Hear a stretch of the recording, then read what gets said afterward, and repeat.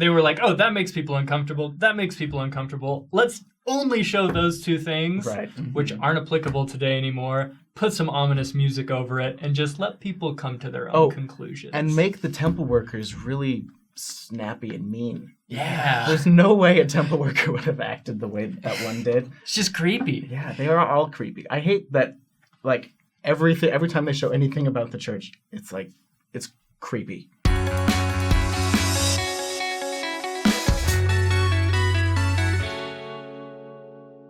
Hello, everyone. Welcome back to another episode of Saints Unscripted. This is sort of a surprise episode in the middle of our intended to be hiatus month of May. Look at you. Hey, what a surprise. I'll see you inside.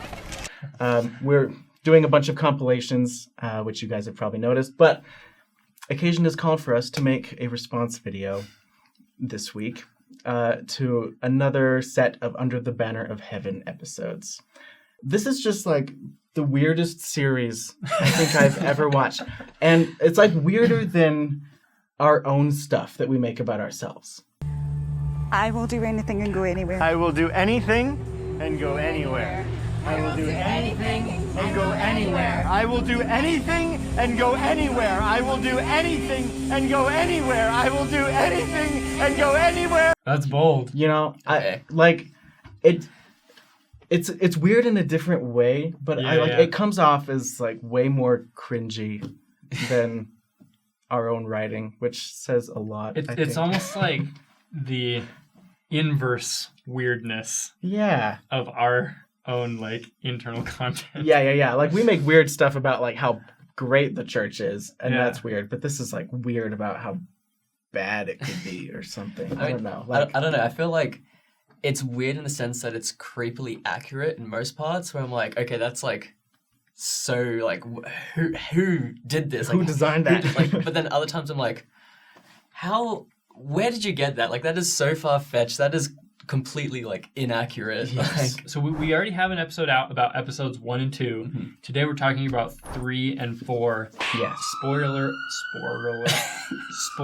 alerts. We are assuming that you've already seen these episodes, right? Yeah. Okay, so episode 3, what did you guys think? This is weird. My first thought that comes to mind when I think of episode 3 is, how did they get the set design for the temple so accurate, but the set design for the bishop's office so horrendously wrong? Like, everyone has access to what a bishop's office looks like. You had to work really hard to get like the temple design, but the bishop's office was right there for you. I mean, somebody dropped the ball. I thought that was really weird. And went above and beyond, really. Mm-hmm. Well, yeah. Bishop's offices are not that exciting. No. Not even saying that his office was very exciting. But it was just like, that's not a bishop's office. That's not real. Maybe in the 80s, I don't know. I don't know. Sorry, that's probably totally not what you were going for as your response for the episode 3.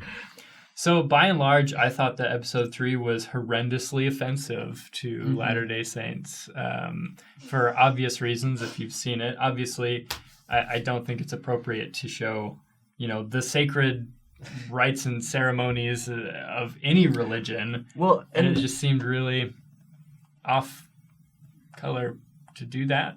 It's just I feel like the series is just full of cheap shots. But I will say, in episode 3, there was one thing that was so spot on and accurate, and I was just like, yes, thank you. That is true. Finally, something that lands with me that I can relate to. And that's when, I think it's Detective Tada? I don't know. They've said his name so many times, but they say it so quickly, I can't catch what okay, so Detective Pyrie's partner says to him something along the lines of, oh, well, you were a Boy Scout, weren't you? Such a Boy Scout. You're such a Boy Scout. And Detective Pyrie goes, Eagle Scout. Took my boot off to check it out, and they won't go back on. Everyone knows you don't take your boot off when you twist your ankle. You're such a Boy Scout. Eagle Scout, thank you very much. And that is like Latter-day Saint culture at its prime. I've done that hundreds of times. Eagle Scout. Oh, of course. I try not to advertise that I'm an Eagle Scout because I'm not good at anything that an Eagle Scout taught me to do. I'm like just barely scraping by. I loved that part. That was a good part. That was I'm funny. trying to be positive here. There are some comments like that throughout the show that like are like not necessarily positive, but that don't frame the church in a negative light. Where you're just like, yeah, that's real, like that, and I appreciate those moments. I'm kind of on the fence with, like, obviously I was fuming when I saw what they showed in episode 3. Yeah. I was like, how could they? But I'm like, the church's stance is like it's sacred, not secret. So like, and also those videos, unfortunately, are online of temple ceremonies and all that stuff. But I was kind of on the fence with, because when they showed those sequences, there wasn't any voiceover, there wasn't any like talking about what they're doing, or they were just showing what they were doing. And I feel like, I don't know, yes and no to if they talked about it, it could have explained, I guess, like the church history or like what they were doing. But again, if they did talk about it, that's a whole nother, right? Like, a whole other. You're like, do I want them to say more or less about this? Yeah, because like the more they explain it, the more I feel like people would understand. Like, oh, okay, like. Yeah, there was just no context whatsoever. Right. There was no context to it, and that's what I was kind of like I liked that, because I'm like, hey, they're not talking about what we're doing, but I would have also liked if they kind of explained what they were doing. As long as they're going to throw it out there, they might as well do it in a way that is informed, that informs the audience. Because it was just like a small snippet. It wasn't even like anything that we practice now. Like everything that they showed was stuff that we no longer do. Yeah. And I mean, it has like echoes today, but it doesn't. But we don't do those things that they showed, and it was so brief and so quick. Like they give the impression that that's what it's all about. And like, no, you took like a very small part of the temple ceremony and like blew it up and made everyone think that that's the focus of the ceremony, which is not the focus at all. It was like singular incidents, and like specifically took the things that like understandably have made people uncomfortable, hence why we don't do them anymore. I don't like that. Makes me uncomfortable. I would not like to do that. I'm so glad. And they just like, they were like, oh, that makes people uncomfortable, that makes people uncomfortable, let's only show those two things, which aren't applicable today anymore. Put some ominous music over it and just let people come to their own conclusions. And make the temple workers really snappy and mean. Yeah. There's no way a temple worker would have acted the way that one did. It's just creepy. Yeah, they are all creepy. I hate that, like, every time they show anything about the church, it's like, it's creepy. Okay, this isn't creepy at all. Yeah. Which, especially church history stuff. Like, the church history flashbacks continue to be really bizarre. And they're with like the creepy music over the top. It's like they've got like the history down, but they're like, also let's add like this fantasy like exaggeration on this that never happened, but we're going to frame it in a way that it did happen. It totally did happen. And it's interesting because I still think, I said this in the last episode, I still think that the jumps to church history are just so stupid, weird. Like, I wrote that down. I was like, they're trying to get like the Lafferty's like political and like religious extremities and trying to link it to like church history to kind of like justify their actions, but it's like there's no justification for that. Like, but they're trying to make that connect. The number of times that a random character will be like, well, you know, back in 1847. And they just keep doing it. Yeah, over and over. Like, there's this one part in episode 3 when there's this standoff between these guys that are holed up in their cabin and Detective Pyrie and the police. And they're like, okay, we're going in. And Detective Pyrie's like, wait, Hans Mill, 200 years ago. I'm pretty sure to Sam, this looks exactly like the Hans Mill massacre. That's what they're thinking. They think that they are these Mormons persecuted by the government. Yeah, and they're going to be tyrants. It's just like over and over again. And like, you've got like Alan Lafferty, who's in custody. His wife and child have just been killed. Brutally murdered. And he chooses to focus on the most bizarre pieces of church history. Yeah, he's just like complaining about church history. Our wives often see us much clearer than we can see ourselves. Don't you find that with your wife? All the time. And so did Emma, Joseph's wife. And you're just like, what are your priorities, man? Like, everything he says is aimed at Pyrie to try to break down his faith and tell him like, oh, the church's history is actually really evil. Like, what? Yeah. Like, he would be my number one suspect in that situation. Like, dude. Okay, so this really bothered me. When Detective Pyrie, I think it's when he's talking with his bishop, and he's talking about this murder case that he's working. They're talking about, like, who's to blame, right? Mm-hmm. And he says, most of the evidence so far points inward towards the early days of our people. Oh, yeah. Talking about Latter-day Saint history. And you're like, does it though? Like, does it really? Or are these just a couple of psychopaths that, like, what evidence points to our church history? I'm really confused watching this because Detective Pyrie is a fictional character. Yeah. Mm-hmm. Which means that every conversation he has with everybody, including real people, are fictional conversations that didn't actually happen. And so every time that we force, like every time Alan brings up church history or whatever, that wasn't actually an issue, right? Was it? Like, because we had Mike Pientka. Yeah. We had him in here like last month. Mike Pientka was a police officer guard at the corrections facility when this was all going down. He was guarding Dan. Or was it Ron? I think it was Ron. Ron Lafferty. He was his guard for like the episode. 12 hours a day for like a year or something. Yeah, anyway, became very familiar with He was involved with the case a lot.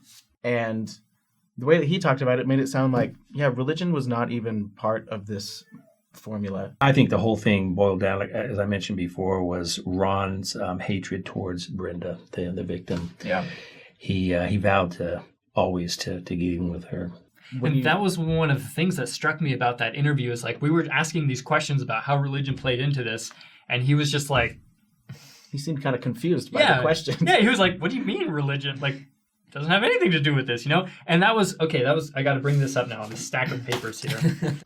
Okay, so just yesterday evening, Deseret News published an article in which they interviewed Brenda Lafferty's sister.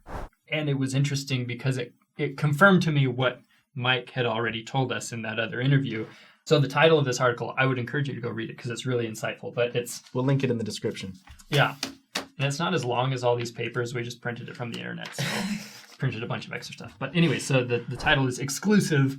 The Real Brenda Lafferty is Lost in Under the Banner of Heaven series, her sister says. And the subheading is Series is absolute fiction. Sharon Wright Weeks, who's Brenda's sister, says, while the real story is less about religion and more about jealousy and revenge. Weeks said religion was such a small part of Ron and Dan Lafferty's views, which she said were way more extreme governmentally. And you do get the governmental part coming across in episodes 3 and 4, and lots of tax evasion stuff. Yeah. She continued, religion had nothing to do with the reason Brenda and Erica were murdered, Weeks said. I guess you have to go through the court process and listen to the prosecutor tell the story about why it wasn't a religious killing, why Ron Lafferty was not incompetent, and how the crimes were determined to be a crime of passion, murders of revenge, and it had nothing to do with religion. And so it's really interesting getting her perspective on this because she says that she feels like her sister's death, her sister is being used to push this essentially anti-Latter-day Saint agenda. Right. Mm-hmm. Now, this is coming from someone who is, I think she's still a member, but she's not active anymore. I'm going to read you one more quote here from her, or from the article. It says, the series latches onto Krakauer's book's controversial take that the roots of Ron and Dan's crime lie deep in the history of the Church of Jesus Christ of Latter-day Saints, hence all the flashbacks and stuff to early church history. Along the way, Weeks said the show sweeps Brenda up into that larger agenda against the church, even though she said Brenda absolutely loved her faith. It's disappointing that she's being used, Weeks said. It's not hard to see that writer Dustin Lance Black does not look kindly on the religion. Mm-hmm. So more than anything, I am saddened and disappointed that Brenda, who is a real person and a real victim in this case, is really just according to her sister's views, is being disrespected Mm-hmm. by the things that are being portrayed about her and being used to advance this other agenda that, I find offensive as a Latter-day Saint, but beyond that Brenda would be offended by, you know? Yeah. Like, if anything, this series should have been made to highlight Brenda's memory, not to use it as a platform to rail against the church. Which I think they even claimed that it was for Brenda that they were doing this. And so it's just really disappointing. So apparently not true. Yeah, it's just really disappointing that it doesn't seem to be playing out that way. I'll give them the benefit of the doubt. I mean, the first 3 episodes were obviously slandering the church left, right, and center, but I feel like it definitely shifted into more of a political ideology other than a religious ideology. That's true. That's a good point. I mean, again, they did focus a lot on, polygamy, the FLDS. I honestly feel like episode 4 trashed on more of the FLDS other than us. And I mean, they're both trashed on both of them, but but I got, see they that got the shorter stick in they're that one. steering away, I feel like, from the church slander. It's almost like it's showing how Dan uses his faith and religion as a means to get to a political end. Yeah. So his political ideas have become his primary motivation, and his religious views are just pushing it forward. Yeah. It is finally in, I think, episode 4 that they actually differentiate between members of the Church of Jesus Christ of Latter-day Saints and the fundamentalist sect. But I do have to say, I wrote down, I think, probably my favorite line from the 4th episode. Wait, I hope it's the same one I wrote down. I don't think I did it word for word, but the gist of it was, I think it's from Detective Pyrie. He says, writing a letter to the prophet is like writing a letter to Heavenly Father himself. I was like, that is the worst comparison you can make. Just like, are you kidding me? You can't be serious. You could have said, it's like writing a letter to the President of the United States. Like, closer. Yeah, that's closer a little bit more accuracy. realistic. I mean, like... Taylor, if you write a letter to the President of the Church, you are writing a letter to God himself. Because the President of the Church is God himself. Don't know if you knew that, but... It makes sense to me. I mean, I could just pray to get a letter to God himself. I could just talk to God. No, what's the logic in that? It's write a letter to the prophet. Because that's like writing to God himself. It's stuff like that that's just like, why you gotta do that? Like, why? Like, what's necessary? It's just like a cheap shot. Like, you didn't need to do that. You know it's not true. You know, like, I don't know of a single member that looks at the prophet as if he's God, but another funny thing that I noticed, and like more like attention to detail, when I go to that bishop's house and it's abandoned, you see a bar. It's full of soda. Really? Yeah. And every scene, when they're in the jail cell or whatever, the character's drinking from a glass bottle, and you could probably think it's an alcoholic. No, it says Sprite on it. Just the abundance of soda, great. I think it was really funny, a good attention to detail. Speaking of abundance, not attention to detail, but abundance is the use of the word Heavenly Father, which just drives me insane. When they say things like, "Oh, thank Heavenly Father, you're okay." I don't know if that's actually said, but things like that. I'm like, no Latter-day Saint says that. They might say, "Thank heaven, you're okay." That's the substitution, but nobody says Heavenly Father every chance they can get. We should be counting how many Heavenly Fathers are in this show. Okay, this article from Deseret News I was talking about earlier. She's not even active in our faith, and she brings up that exact point. So she's talking about Brenda, and she says, she didn't talk like that, Weeks said. When you watch the show, they say Heavenly Father 30 times in the first 10 minutes, and she just didn't talk like that. And yeah, I don't know of anybody that talks like that. It's just or when they say they talk about the prophet's office, which I thought was weird because the office of the first presidency, I think is how we referred to it today. The prophet's office just sounds... Maybe they said that back then. I don't know. Maybe. it's shorter. Oh, I got to talk about Governor Boggs real quick because I learned something about this recently. So they talk about how they try to pin the shooting of Governor Boggs on Latter-day Saints, specifically Porter Rockwell, which is really funny because when they came to Porter Rockwell with that allegation, he said something along the lines of, "If it was me, he would be dead." It wouldn't be an attempted assassination. It wouldn't be an attempted assassination. assassination. He would have been dead because actually the governor survives. I don't know. Yeah, they don't show that thus far. They conveniently lift that out in 3, but they kind of explain it in 4. Yeah, when they come show back to it. They're like, his attempted of life, but he lived, and like you see him get shot, and then he like stumbles back up, and then it cuts to. Does he really? else. I must have missed that part. Yeah, like he's like in his office, and he gets shot, and I feel like a split second right before he changes, like he's like on the table, and he just like gets up again, or like in like a painful way or something. I don't know. Well, anyways, the nugget was later on, as the Saints are crossing the Missouri River because of the extermination order, and they're getting kicked out of their homes and everything. They're about to head west to Utah. They actually ferried Governor Boggs across the river because the Latter-day Saints had the ferry there, and that must have just been a really awkward. The Latter-day Saints ride. ferried him across with them? I don't know where he was going, but he needed to get across the river. The most uncomfortable ferry ride of all time. Yes, he must have been sweating a little bit. But, Porter Rockwell's breathing down his neck. Yeah, just in the shadows. That's what this show would have you believe. Everything is so ominous. I know. My favorite line, I think I laughed out loud for like 10 seconds, and I paused it and I replayed it and wrote it down word for word because it was just so funny and out of left field, is when, like, it was somewhere in the beginning of episode 4, his mom, she's kind of going a little bit in the head, right? She's getting old and everything. But she makes this totally random statement. If the Jews don't accept Christ, they're going to find themselves in the celestial kingdom with Hitler. And I was like, what? All right. I thought that was hilarious. I was laughing for like 10 seconds. And that's just like another one of those little jabs, like, look at how weird, Latter-day Saint views are.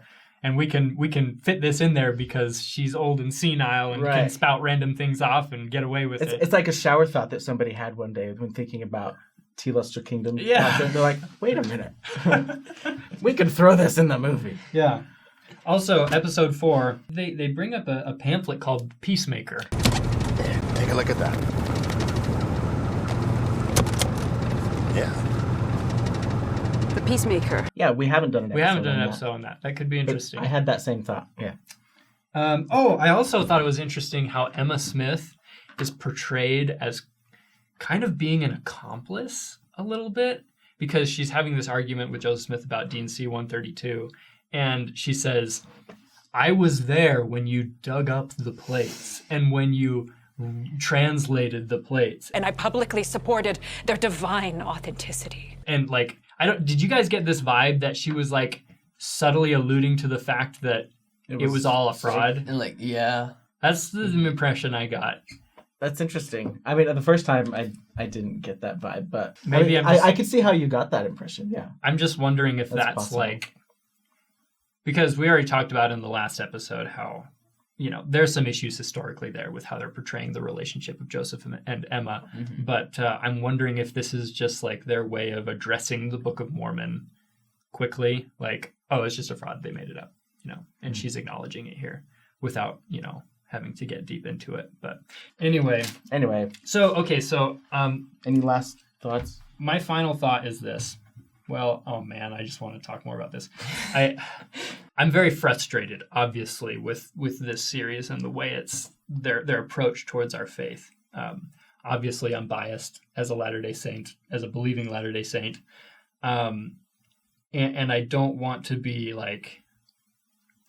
I don't want to come off as rude and disrespectful to the creators, especially the creator, because it seems very clear that he's had some bad experiences in the church when he grew up.